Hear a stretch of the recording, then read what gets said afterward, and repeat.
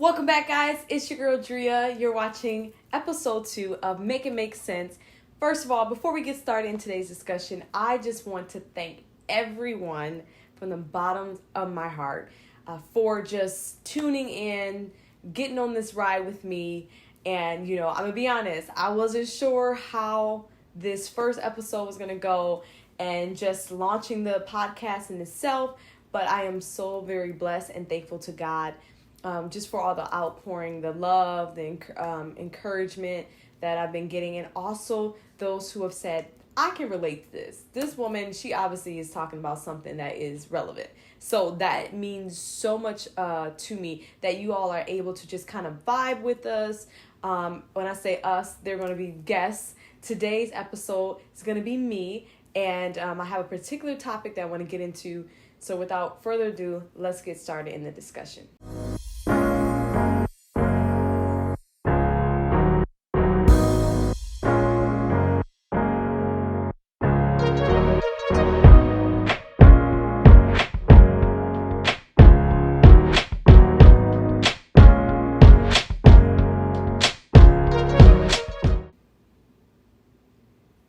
Okay, so last week's episode was called Does That Make Sense to You? And that was such a special episode that I wanted to launch this podcast with, simply because my mom, she has been saying that to my twin sister and I for literally our whole entire lives, and I really at first used to be like, why is she saying this? But it made sense. She just wanted us to be better. Okay, so I'm hoping that this podcast, that we all just grow together. This is discussions. Make sure you guys comment below in the description. Not the description, in the comment section, kind of like some questions you all have. But I do have this particular question that I've been asked due to a season that I'm currently in. And I thought about this. I was like, should I do this with someone? Should this be more than one person? Should I get a special guest for this topic? But because it's so personal and dear to me, I want to go ahead and just share with you all what my perspective has been. So as you guys can tell by the title, the question is, how long is too long to grieve?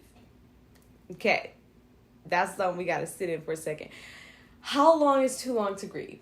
Let me give a little context to why this is today's episode and what my perspective is. So, a couple months ago, my siblings and I, we buried my father. Okay, my father passed away of cancer, and so we ended up having to do the funeral arrangements and things of that nature. And what I found during this time, that this grieving season, is that I feel like it's a roller coaster. And when I say roller coaster, there's a roller coaster of emotions. So like the first few emotions were like shock. And I think I still have some bits and pieces of that where I'm like, oh my gosh, I go to try to call my dad and I'm like, oh my gosh, I can't call him. You know what I mean? It's like, it's such a unique experience, And so my first emotions, I remember when I got the call, I was literally in the middle of work, and I got the call, and it was via FaceTime. And I just remember sitting there, like, replaying the whole conversation in my head. Like, that cannot be what I just heard. And I just remember just staring off in space, literally staying off in space. And my little brother was the one who called me. And I remember just all of these like flicks throughout my life just started flashing when I thought, like when I got the news about my father. And so that started the grieving process, And the first part, like I said, was shock. And then after the shock, it was like we went into planning mode. So I don't really feel like I got to like properly grieve during the planning of my dad's funeral. I don't think I properly grieved until after. And when I say properly, I'm still in the grieving process. It's literally only been like 2 months. And so I actually took a break from things that required excess amount of energy other than going to work, because that's how I take care of my life, right? That's how I pay my bills. So I did take some days off, a couple weeks off of work. I was so grateful and blessed that I was able to take that time off. I still don't think it was enough, if I can be completely honest. So, like, if you don't know this, when a person passed and you work in a general 9 to 5 or what have you, you're usually allotted 3 days of bereavement. So I remember my dad passed on the Wednesday. I called my supervisor. I don't even know how I was able to communicate with her on the phone. I don't know that she even understood what I was saying, if I can be completely honest. But I remember she was telling me you have 3 days bereavement that the office would give you, and then you would essentially roll into your PTO days. And so I'm just like, okay.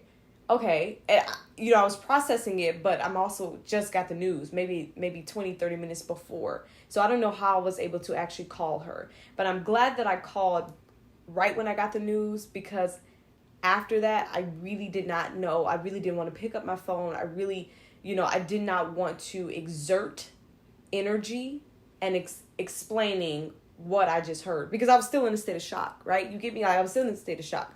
So I remember taking those 3 days, which was the end of the week, because it was a Wednesday. So I had Wednesday, Thursday, Friday. And then we had a couple, like a week or so to plan the funeral. And I just remember not really being all the way present. I felt like I did what I had to do to communicate with my family, to make preparations and things like that. But as far as like, I don't know, as far as like fully being able to grasp the fact that in a couple of days I was going to see my father's body, at the funeral, and know that he's not there. That was, I think, what I kind of toned out, because I was still in this state of shock. And so the question that I've had people ask me throughout these last couple of months is, people who've also experienced grief, and people who are not quite sure of what it's like to bury a parent or someone that close to you, have asked, like, how are you doing? How long is too long to grieve? How long will be the right amount of time to take off or be, I guess, out of the loop with things? Because that's what grief does. It literally kind of shifts your mindset and kind of shifts you into a different train of thought. And so I remember sitting with that question, and I had to ask myself, like, how long am I going to feel this way? And that could be very depressing when you are grieving someone very close to you, and you really don't know how long you're going to be feeling the emotions, the roller coaster that I describe as my experience. It's a roller coaster, y'all. Like, I literally, is moments where I'm like, oh my gosh, I literally can't stop crying. There are moments where I'm like reminiscing. I'm thinking really, I'm thinking about joy. I'm thinking about something. I'm in the moment. Maybe I'm attending a wedding or something. It's something as exciting is happening, but I'm putting myself in every moment. I think that would be my perspective, is I'm putting myself in every moment. If I'm sad, I'm not beating myself up for being sad. And this, maybe there's other people around me that are happy. I literally say, right now I'm sad. I can't, how do I say this? I can't make that experience. I can't make myself have an emotion I don't have right now. But I'm also very conscious of not allowing my emotions to, the extreme emotion, the roller coaster emotions, to, I guess, like, impact other people. And when I say impact other people who love you won't feel like your emotions is a burden, okay? So that's something I would say, advice or something that I could give in the season that I'm in right now, is that watch the body language of the people around you. And everybody doesn't know how to handle grief, so don't be gracious to people just as you want them to be gracious to you. So I'm not saying don't be like, make it, I guess, expecting a response from people, because a lot of people do not know what to do with, like, death. A lot of people don't know what to do with how to respond to someone who's grieving. And so just be gracious to people, be kind. be considerate, when you're grieving as well. When you feel yourself or you really have little patience, tell people you love. Listen, I'm not trying to be rude, but I really don't want to be bothered, or I'm not able to allocate those emotions at this time, and if they care about you and they love you, they're going to go ahead and understand that, and respond differently, or respond in the way that you might need. Also, one thing I learned, y'all, look at me growing and glowing out here in these streets. You know what I learned? I've learned during this time to ask what I want. Okay, yeah, I'm gonna say that again, because if you're a lot like me, I don't look, I live alone, so like I could choose what response I have, and I don't have to be thinking someone to the left or the side or in the room is going to feel a way if I respond or do, or whatever the case may be. But you know what I realized that has been so great is asking for what I want and need. Like, I am not one to typically ask for things, but y'all, I have learned that. Like, this has been, I will say, this grieving process has been the most, it's been sad. It's also been very interesting. Like, I'm learning things, insightful, encouraging. How can grief be encouraging? Listen, y'all, it's been encouraging to me because I feel like I'm being more gracious to myself, to be what I know I'm supposed to be, right? I feel like I'm being gracious. Like, don't be mad, Drea. Like, don't feel like you have to be this, particular, be in this particular headspace at this time, or give this particular response. Like, I just feel like encouraged to become all that God has called me to be, because grief does wake you up. Watching someone very close to you pass on, especially a parent. Like, I really would not wish it on anybody. Just parent, sibling, any of that, like, just anyone that close to you, obviously.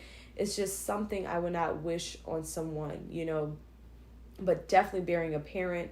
I'm 25, burying my father at 25, I would have never thought that would be the case for me. Never would have thought that. So I've also been gracious. I feel like I've been more sensitive to people hurting, not just with grief, but just hurting with different things that are happening with them. And so, to get to the question that is on this podcast today, that people have asked me, and like reason and make it make sense, I guess for me, and how it's making sense to me, is that grief and how much time you have or you take to grieve is relative to who you are.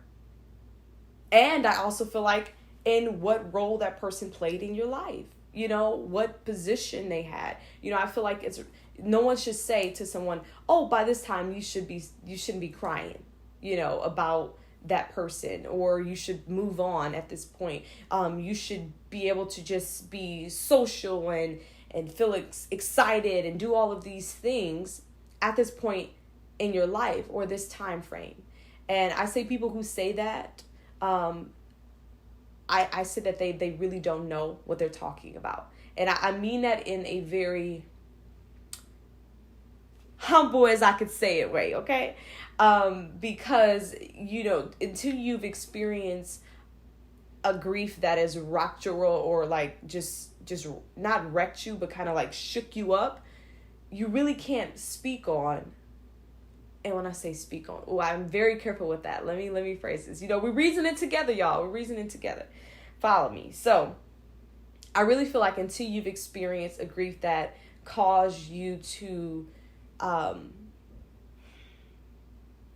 just contemplate so much, change your perspective, change your response to things, it's to say someone should be done by this time, or someone should be at this point in their life, is not only insensitive, but I think it's also a form of ignorance because of not knowing, And so, up until this place, I've never really quite understood grief. So I'm gonna go deep, y'all, okay? Because that's one thing about this podcast. Like, we're reasoning together, guys. And comment below, like, if something is like sticking out to you, if you want to comment on this. This is an open discussion, okay?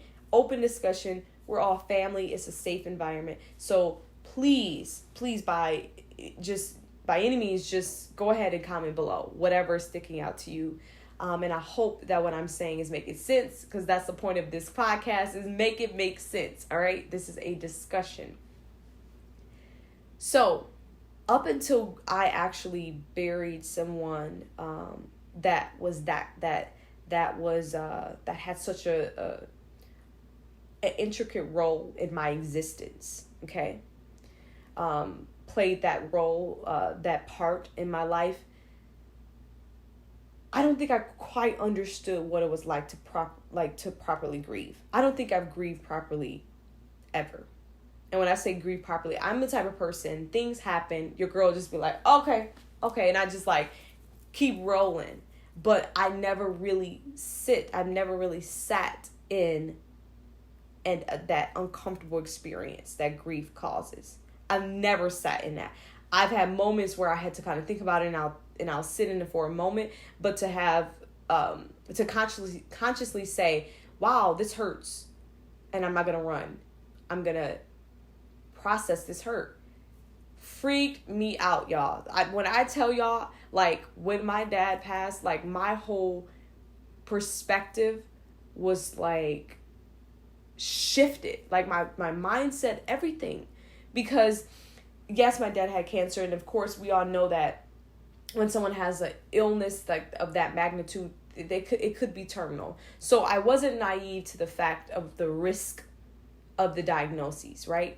I was not naive to that. What I was naive to is the impact that if this did not go in the direction that I was hoping for, healing and all of that and praying for, what would my response be? Let's sit there for a second. Okay, that's a lot. What I've learned is that you cannot properly prepare for grieving someone, because that means you've went to the future, have experienced them passing, right, or leaving you in any way, right, and now is bringing that experience to your now or your before. Let me say this again. I know that sounds crazy, but listen, I don't believe, and this is my insight, my perspective, I don't believe that you can properly prepare for someone passing or walking out of your life. Like, because grief is not just death. Grief is a loss of relationship, moving, whatever the case may be. In this context, I'm going to talk about my experience, which is the passing of my father.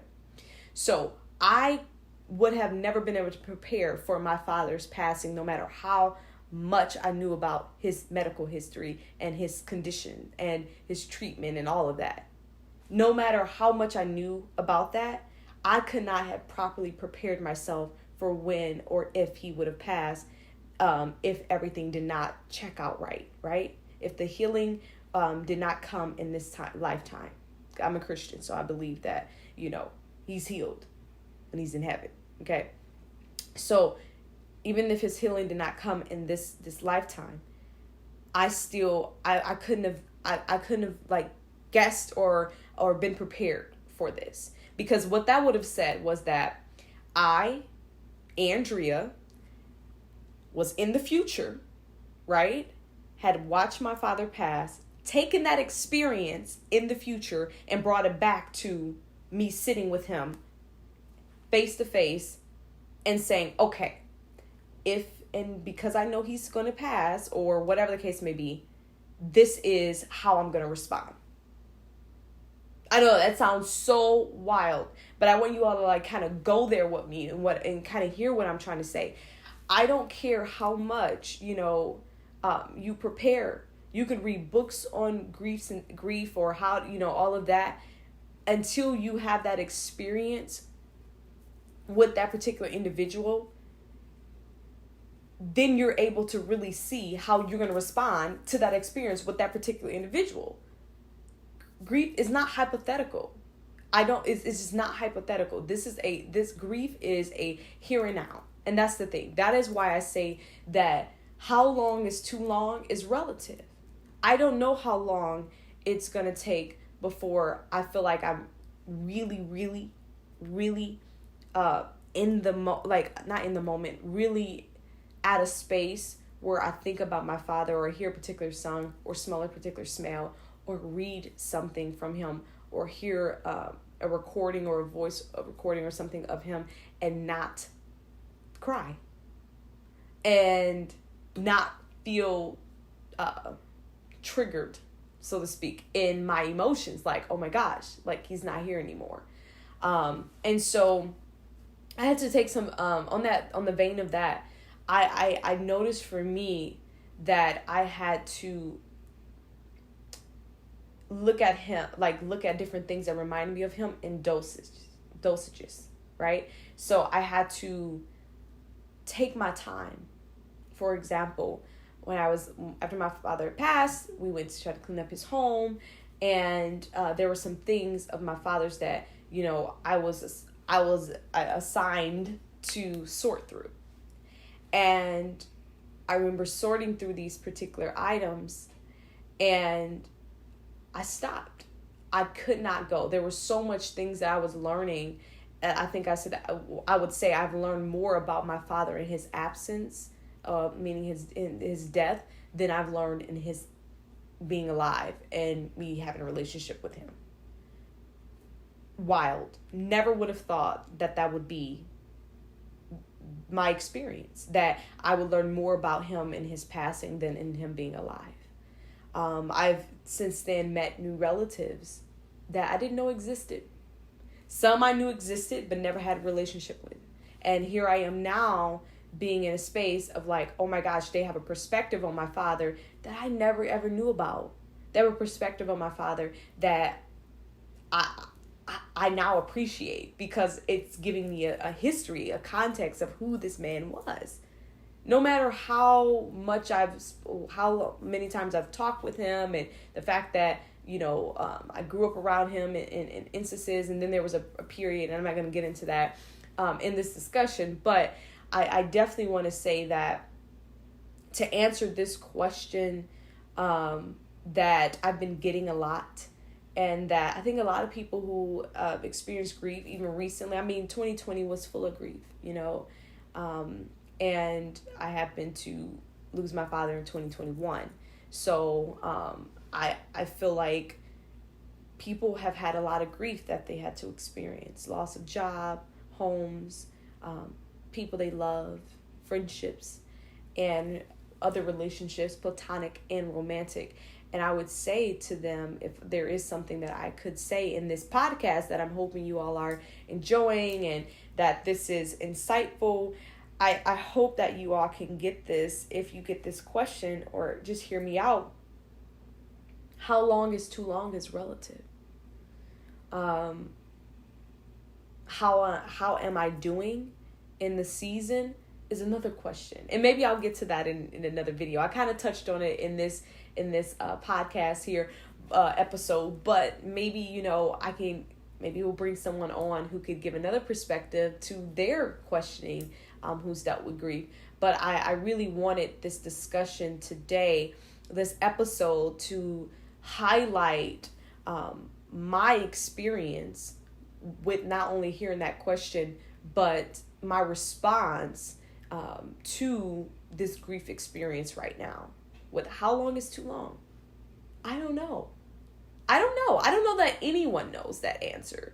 I think that that's a question that we ask, and I think a lot of times as Christians we ask that because we want to do things and you know, in the way that God would have us do it, right? We want to respond. We want to be mature in our response to things. We want to have our emotions to be mature and Christ-like, or whatever the case may be. We want everything to be a certain way or respond a certain way.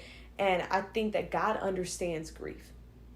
I know that God understands grief, right? He gave us all of these emotions, right? Yes, we have happiness, we have joy, we have those things, but we also have sadness. We have feeling disappointed. And I think that there's a reason. God wanted us to be well-rounded human beings, being able to empathize with people, and I think, and have sympathy, you know, with people who are grieving or hurting or not happy or not, joyful. And I think that as Christians, we shouldn't throw away those emotions because we feel like that's a lack of faith in God, because God is our strength and God is our God gives us joy, but I also know that God is a God of seasons, right? He also has allowed seasons, and in his word he talks about there is a time to mourn. There's a time to be born and there's a time to die. And so he talks about these things because these things are real. This is what we're going to experience in this life. And I don't think we're going to properly ever understand grief, on this earth. I think that that's a concept that, as humans, I think if we fully understood that, I think we will experience a weight that we can't carry. That the emotions, the sadness on a level that we are physically not able to bear. That's my thought process. That's my perspective.